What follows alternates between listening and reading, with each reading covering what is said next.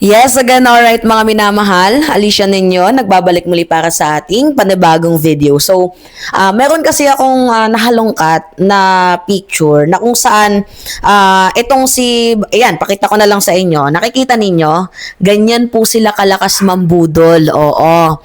'Di ba? Nakasuot pa sila ng West Philippine Sea t-shirt. Oo.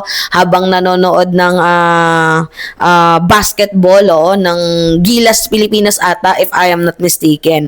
So makikita ninyo na nandyan si Bongo, nandyan si Bato de la Rosa, nandyan si Pia Cayetano, nandyan si Joel Villanueva, diba? Also si Mig Subiri, tapos itong si secretary ng DepEd, na noon ay isang senador. So ngayon, yung apat na yan, tanggalin na lang natin si Zubiri, tapos itong si secretary ng DepEd, tanggalin natin yan. Iiwan natin yung apat. So makikita ninyo na si Bongo nakasuot ng Team West Philippine Sea, Pia Cayetano, 'di ba? Sino pa? Tinitingnan ko kasi yung picture dito. So, yan, nilagay ko naman dyan, 'di ba? Si Senator Ronald Bato de la Rosa at itong si Joel Villanueva. So, isa lang yung napansin ko. Yung mga nakasuot ng West Philippine Sea na yan, ito sila. Yan Yan yung mga senador na hindi po pumirma dito nga po sa resolution na kinukundina ang ginagawang kritisismo ng China dito sa bansang Pilipinas. Kasi ito yung Facebook page ng Chinese Embassy. Pakita ko sa inyo Chinese Embassy, Manila. So, yung kanilang mga post dyan is pawang mga paninira sa ating mga senador. Si Jay Tariela nga, tingnan ninyo mga minamahal, kung paano nila kinukupal sa mismong, kikita ninyo. O kahit nga itong si Erwin Tulfo siniraan din sino pa? Nandiyan yun yung mukha ni Jay Tariela, mga minamahal. Okay, wait lang. Kahit nga din itong si Risa Ontiveros pinupuksa din nila dyan. Tingnan natin, mga minamahal.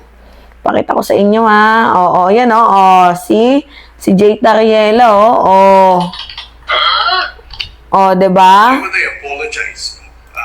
'Diba? Because Meron pa yan. Mga minamahal. Si Senator Risa Ontiveros nandyan din yan.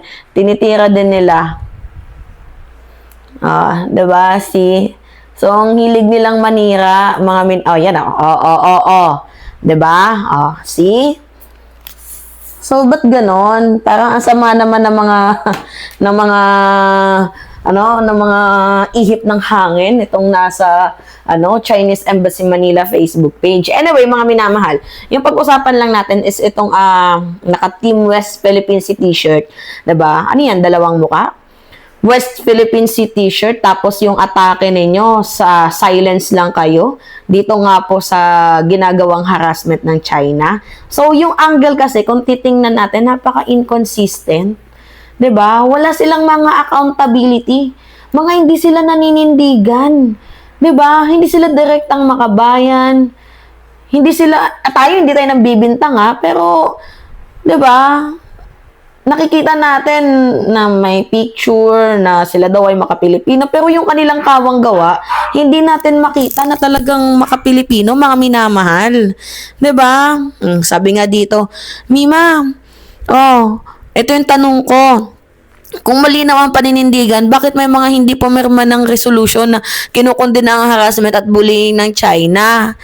Kasi ganito yan, mga minamahal, hindi naman natin hawak yung kanilang mga isip. Malay natin ang iba, binabayaran dyan. Malay natin ang iba, mga Manchurian candidate. 'Di ba? Hindi natin sure. 'Di ba? So, yung resolution na ginawa, mga minamahal, actually yung 15 na pumirma, ito yun Pakita natin kung sino yung mga pumirma, yung 15. Okay, ayan yung 15 pumirma. Pakita ko na lang sa inyo Yan yung 15 pumirma dito nga po sa ginagawa, yan, kinukundina nila ang ginagawang pambubuli ng China dito nga po sa bansang Pilipinas. So ngayon, nung pinakita ko yan, ito naman yung mga yung mga hindi nag-sign, 'di ba? Tapos ngayon mapapansin ninyo, yung mga hindi nag-sign na yan din yung mga nandito nakasuot ng West Philippine Sea t-shirt. Ngayon yung resolution na ginawa, lilinawin natin yung resolution, hindi po yan gera. Hindi rin po yan declaration of war. Ang resolution ay simbolikong tindig ng Senado. 'Di ba? Mensahe po 'yan dito nga po sa international community at ginagawang pagkondena. Oo, pagkondena po 'yan sa bullying na ginagawa ng China sa West Philippine Sea. Tandaan ninyo, words matter in diplomacy. Ngayon nga, ito nga yung tanong ko sa kanila. Kung talagang mahal nila ang bansang Pilipinas, bakit hindi sila pumirma? Kung atin ng West Philippine Sea, bakit hindi sila pumirma? Kung malinaw ang paninindigan, bakit tahimik sila sa resolution? Kung makabayan sila, bakit collective lamang po ang kanilang stand? I'm not spreading hate. I'm just asking, legitimate asking na bakit ganun sila. Let's be fair mga minamahal. I think may posibleng paliwanag dyan. Siguro, una, strategic silence or baka optics without commitment talaga. So, ngayon ano ba yung option 1 na posibleng ginagawa nitong mga senador na to? Yung strategic silence, baka ang paniniwala nila, mas mainam ang quiet diplomacy. Or baka ayaw nilang mag-escalate or mas gusto nila ng backdoor negotiation. Pero sa kabilang banda, mga minamahal, kung titingnan natin, baka naman itong mga pro-China senador na to nababayaran, 'di ba? Merong nagbibigay, merong nagsusupply. 'Di ba? So diyan papasok mga minamahalang sinasabi natin na there must be something wrong. Baka may Manchurian candidate diyan. 'Di ba? Baka may impluwensya diyan ng China. Linawin natin, walang ebidensyang may nabayaran diyan. Walang dokumento na napatunayan na may binayaran sa mga senador na 'yan. Pero, ang tinutukoy ko, the way na yung approach nila, hindi na po talaga tama. Hindi tayo nagbibintang mga minamahal, pero tandaan natin, sa public office, perception is a power. So, kapag hindi ka malinaw, so binubuksan mo ang pintuan ng duda. So, gusto mong pagdudahan ka ng mamamayang Pilipino? 'Di ba? Magkano ang pananaw ng bawat isa diyan sa mga politiko na 'yan, 'di ba? So, binubuli na tayo, hinaharas na tayo, ox lang. Grabe naman kayo, mga minamahal. 'Di ba? Anyway, hindi sapat yung pa-polo t-shirt ninyo, pa-hashtag, pa-photo of ninyo.